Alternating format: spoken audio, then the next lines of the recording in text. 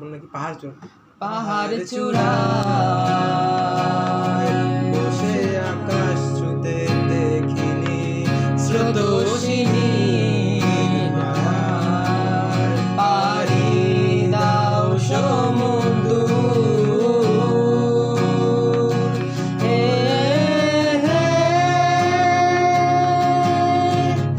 আছড়ে পড়ে ঢেউ আমার বেগে দুরন্ত বেগে